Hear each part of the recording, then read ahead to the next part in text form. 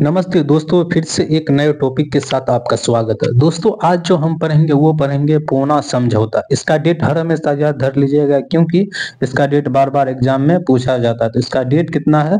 24 सितंबर 1932। 24 सितंबर 1932 को क्या हुआ था? पूना समझौता। देखिए, जैसे ही तृतीय गोलमेज सम्मेलन में क्या करते हैं, ब्रिटेन के प्रधानमंत्री वो क्या करते हैं, जो कि दलितों के लिए एक सांप्रदायिक से मतलब एक पृथक क्षेत्र दे देते हैं। ठीक है, देखिए, पृथक क्षेत्र की घोषणा कर देते हैं और दलितों को क्या कर देते हैं, आरक्षित सहित पृथक क्षेत्र दे देते हैं।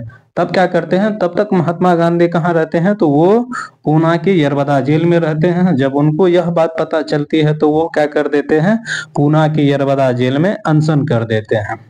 क्यों कर देते हैं? क्योंकि जो दलितों के लिए एक क्षेत्र दिया जाता है, जैसे मान के चलिए ये भारत है, अब मान के चलिए कोई एक हिस्सा रहेगा, ठीक है। अब उसी में क्या होगा, उसी में 71 सीट दे रहे थे, आरक्षित कर रहे थे कौन? तो अंग्रेज दिए थे अंबेडकर को, ताकि यहाँ पे पूरा दलितों का दबदबा रहे, इन्हीं का सरकार बने। 71 सीट मतलब वो जो दे रहे थे वो पृथक दे रहे थे, ठीक है।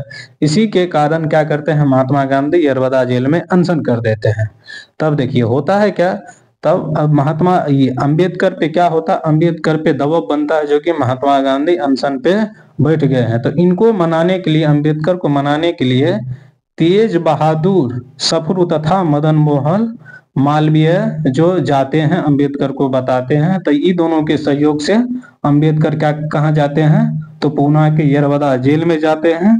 और वहां पे एक पैक्ट होता है, पूना पैक्ट। इस पैक्ट में क्या करते हैं, इससे अंबेडकर से पूछते हैं, जो कि अंग्रेज आपको एक जगह दे रहे हैं 71, हम जो देंगे आपको 148 देंगे।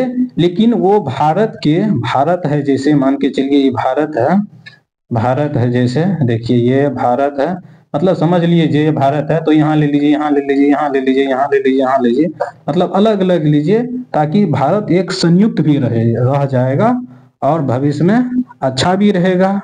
समझे? तो महात्मा गांधी का जो सोच था वो थोड़ा दूरदर्शी था, बहुत दूरदर्शी था।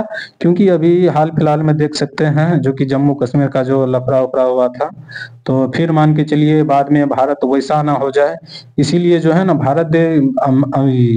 क्या कहते हैं, महात्मा गांधी वो सोच रहे थे, जो कि भारत में आप अलग अलग ले लीजिए, मतलब एक ठो सीट आप ले लीजिए तमिलनाडु में, एक बिहार में, एक हिमाचल में, दो ठो क्या कहते हैं गुजरात में ले लीजिए, ऐसे ऐसे करके पूरा भारत में हर जगह ले लीजिए। मतलब कोई एक जगह, जैसे मान के चलिए बिहार का एक जगह, उसी में 71 को नहीं ले लीजिए, ठीक है।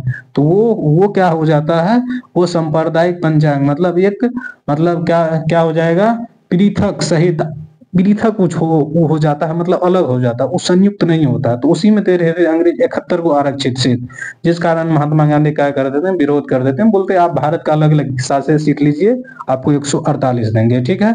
तो ये इसी को क्या कहते हैं, इसी को पूना पैक्ट कहते हैं, जो पूना के यरवदा जेल में यही समझौता होता है, ठीक है।